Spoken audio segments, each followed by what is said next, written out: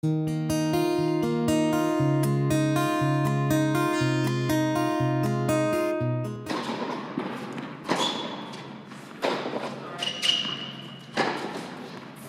I'm delighted to be joined by Ashley Hewitt, currently world ranked 430. So Ashley, where do you want that to go to? Well, ultimately I'd like to win a Grand Slam at the end of my career, or at the high end of my career, but for now I'm looking at small goals and just trying to keep my ranking going up. Perfect. So by the end of the year, where would you like to see it? Inside 300 or 250 would be a good goal and set me up well for the next year. Perfect. So if we go back to the beginning and where it all started, how did you get into tennis? I think it started, my mum went to the gym and I ended up going in with the tennis group and just picked up tennis like that really, and then just carried on. So didn't your parents play tennis? No one in my family really plays any tennis. That's really interesting for the families we've got who haven't come from tennis families. Shows that it can be done. Are there any difficulties with not coming from a tennis family? I don't think there's any difficulties. I love tennis, so it was easy for me to get into, and yeah, my family have supported me throughout the whole of my career. And as you were growing up, did you do other sports? Yeah, I mean in school I played a lot of the sports. I played a lot of football actually. As much tennis as football when I was younger, but then to a certain stage I just took my tennis on a bit more. I think some of our parents and players will be interested, when did that happen? Because we talk about having rounded athletes that have done a few sports. When did you make the decision that tennis was your first sport?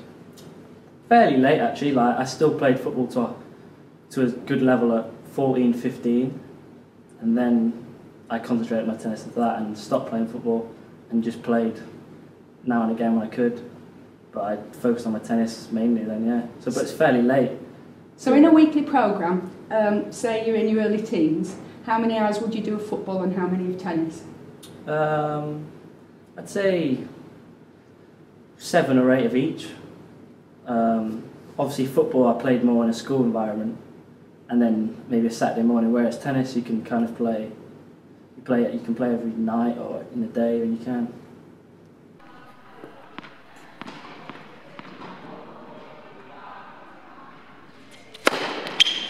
Put the message out on Facebook, did anyone have any questions for you? And we got a few responses. Andrew McGarry wants to know, what do you feel are the most important things you look for in a coach?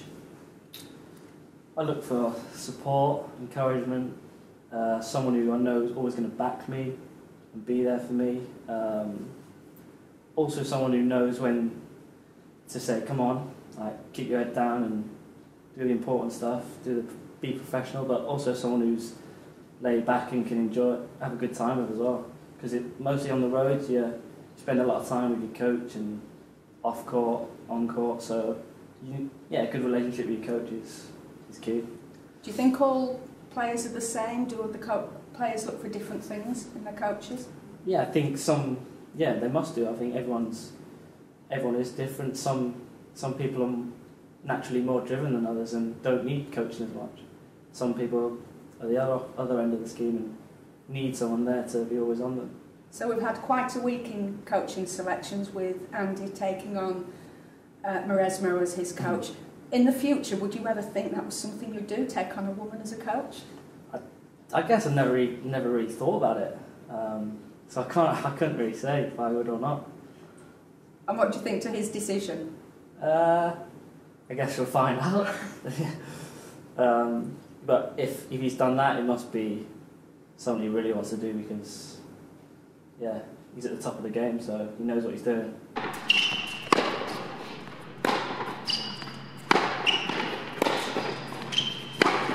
We had a question from Sarah Coverdale. She'd like to know at what stage you decided you wanted to be a professional tennis player. I mean, I think it would have been around 16 when I went full time, 22 hours a week training. Wasn't doing any schooling then, it was just purely tennis, fitness, and that was the age I moved away from living at home and went to an academy and lived with another family. Okay, and that leads us into another question from Liam Goff. How did you balance school and training, and how high is education in your priorities alongside tennis? I finished school at 16, so I was always wanting to play tennis, and for me my education was always second, and my parents went with what I wanted and supported me along the way, but I still would say education is very important. Do you think it's something you'll ever come back to? Hopefully I won't need to, but yeah, you can never say never that you'll need it. So you gave up school, went to play tennis full time. How did you manage that financially?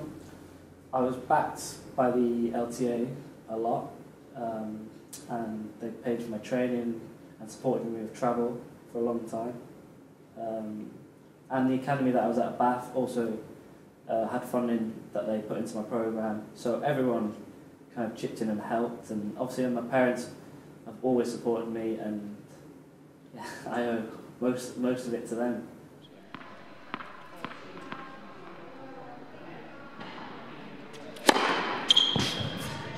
Chris Suter wants to know, if you could click your fingers and make one area of your game truly amazing, what would you choose and why?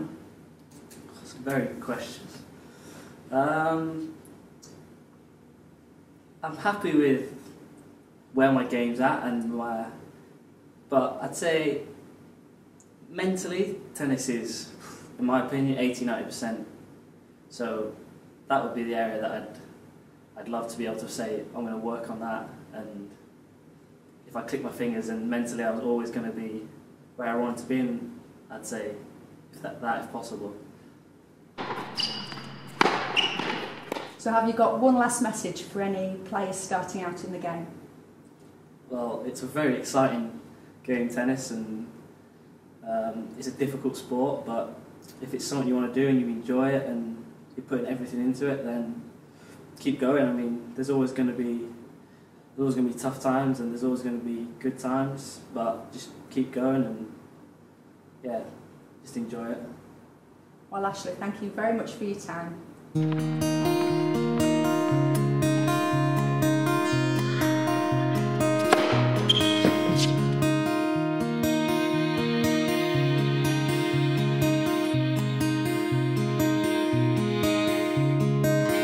Have you seen the way the lightning strikes and burns away our soul?